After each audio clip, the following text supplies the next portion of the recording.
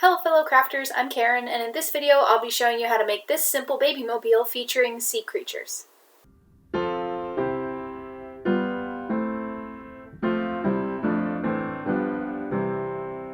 Today's craft falls in the category of a very good gift, in this case for a baby shower, because what I found is that the baby mobiles for sale in stores are mass-produced, they're not very high quality, and they're often very simplistic.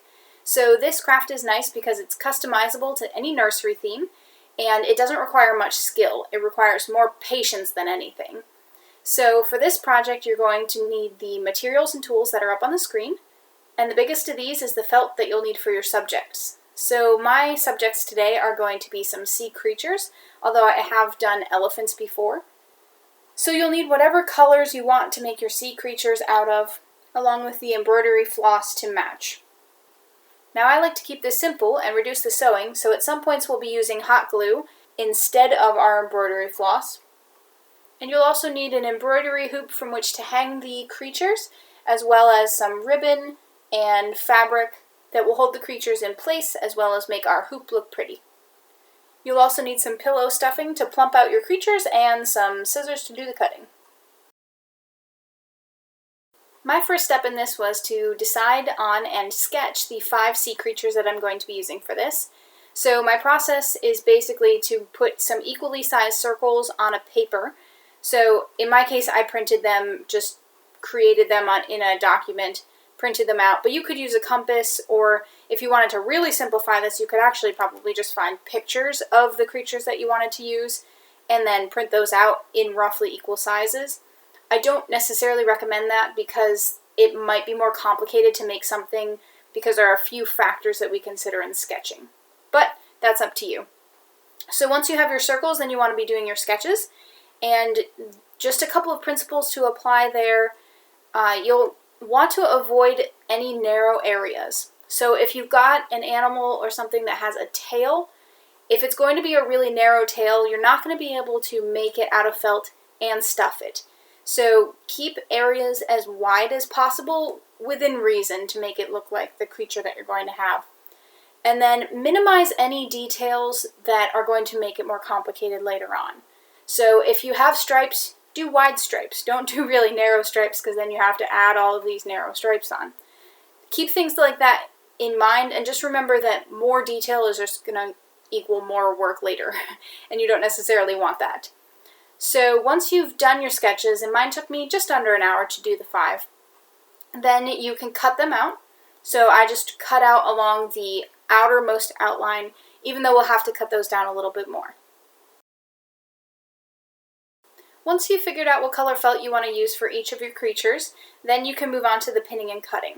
So keep in mind that we're going to need 2 layers so that we can do a front and a back, and then stuff in the middle. So there are 2 ways you can go about doing this. You can either pin your template on, cut out a single one, remove the pin, and repeat that process so that you get 2 pieces of felt cut in the end. Or you can cut 2 big enough pieces of felt and pin through both of them. The risk here is that your cuts might be a little less reliable when you're done, so I would recommend, even though it's more cutting work, to do them 1 layer at a time.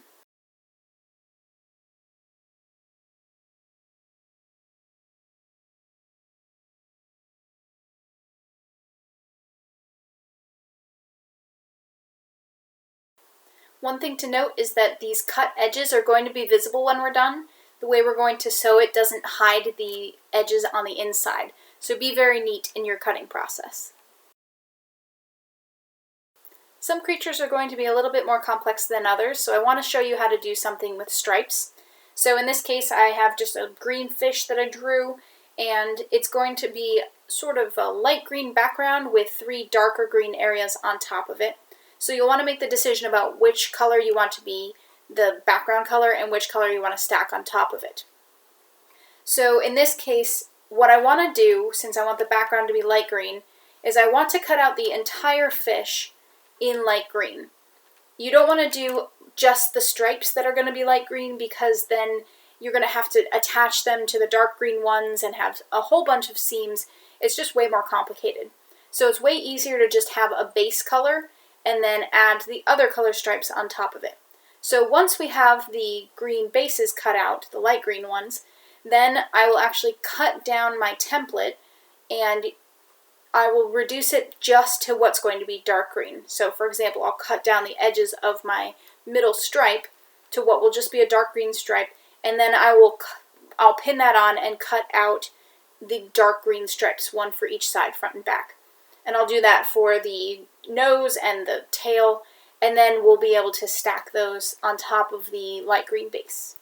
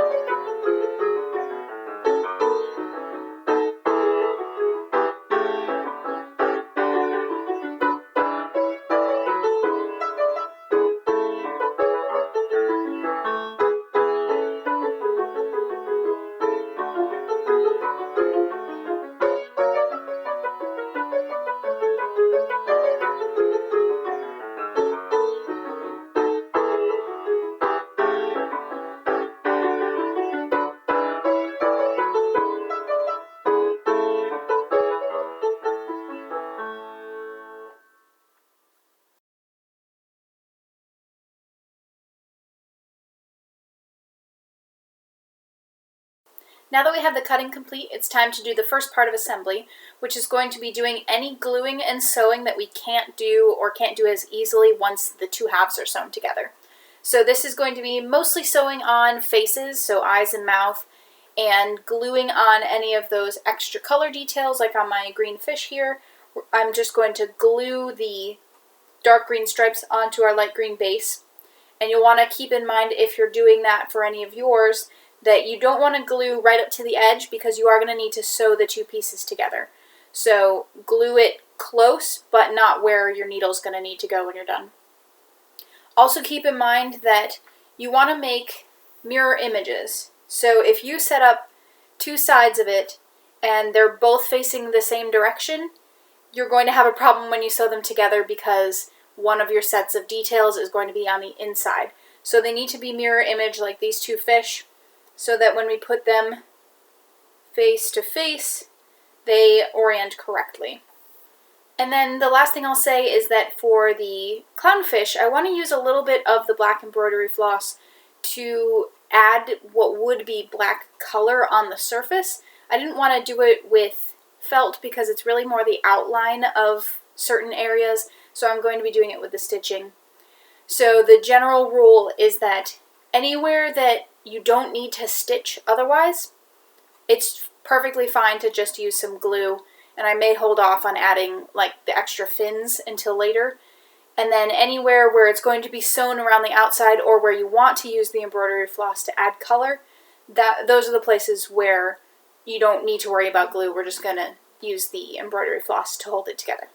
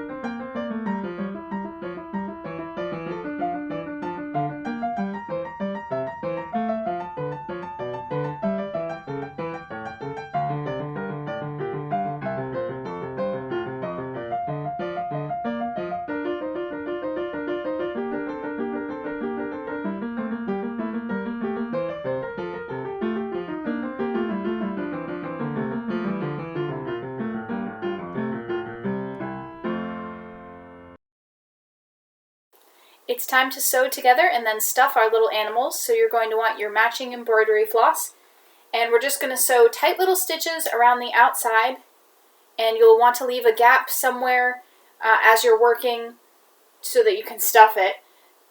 You'll not want to cut your embroidery floss, you'll just want to sew up to a point. I'll probably leave about 1 inch maybe.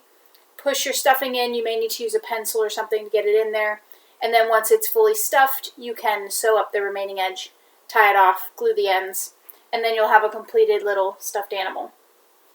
Some of these I'm going to be switching colors for, like our clownfish. He's going to have some sewing that's black, some sewing that's orange, and some sewing that's white. So that one's going to be a lot of extra work, but not too big a deal, and I think it'll be worth it. And then for the clownfish and my seahorse, the little fins that I have, I'm actually going to glue on after I sew them together, and the reason for this is just so that they look right, because it's hard to tell once you have two flat halves and then they get stuffed where those fins need to be to look right. So I think that's everything for this, and we'll go ahead and sew all of these.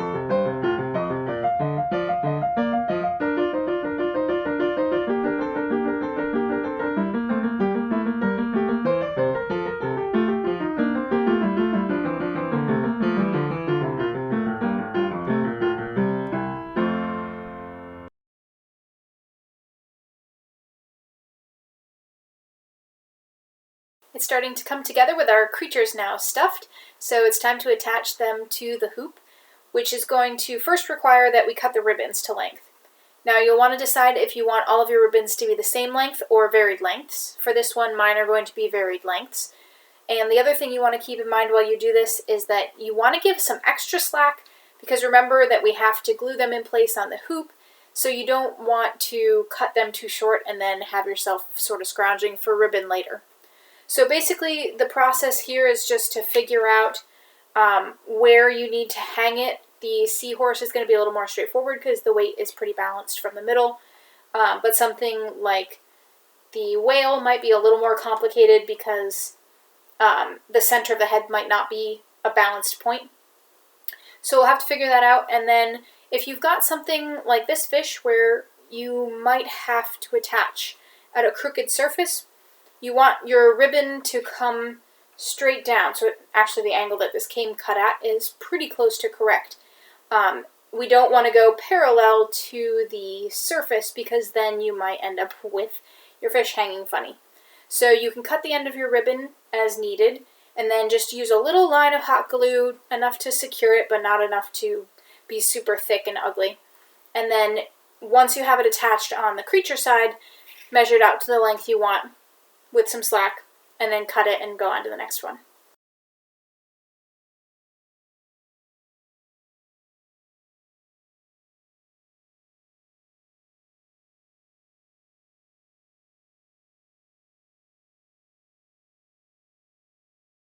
You could certainly skip this next step and just leave the embroidery hoop as is. It's a nice bamboo, I believe, so it looks very good, but what I'm going to do is wrap it in some fabric, which will just add a little bit of color to the top.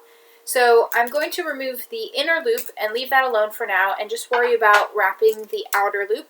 So I'm just going to cut a rectangle that will fold into the inside. We'll glue the whole thing in place, and we want to make sure that all of the raw edges end up on the inside so they'll be hidden by the other hoop.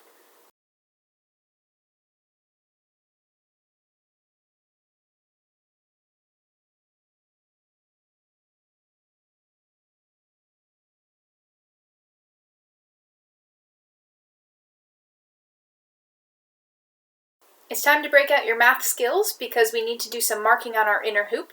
We want to use the inner one because it's of a fixed size, so we can be sure that once we mark, we've got accurate dimensions. So since I have 5 creatures, I need to mark fifths on the outside of my circle, and then we'll hot glue those ribbons to the hoop. And you'll want to make sure that you have all of your creatures facing the right way so that you don't have anything facing in.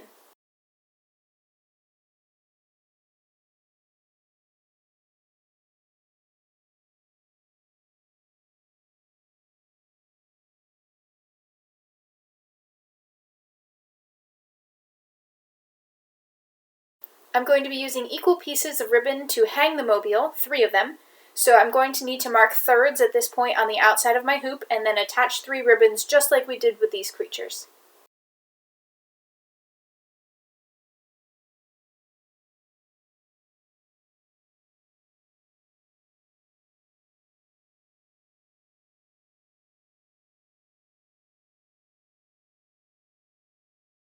From here I just need to attach to a normal key ring, so what I'm going to do is put 2 of my ribbons together and glue them, and then with the third one we'll just essentially glue it to the other side, which makes a loop out of the whole thing. So I'll put the ring in before that, and then I'll have 3 pieces together, and I'll probably fold them down just so it looks prettier, and that'll be it.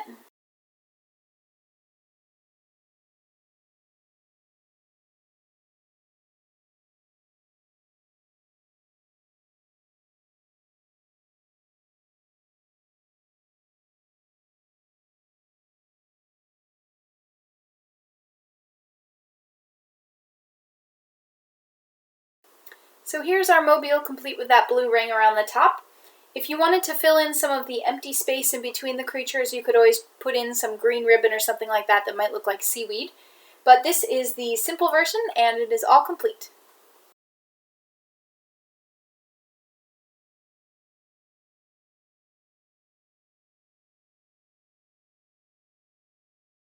Thanks for supporting Tickled Fancy Crafting by watching this video.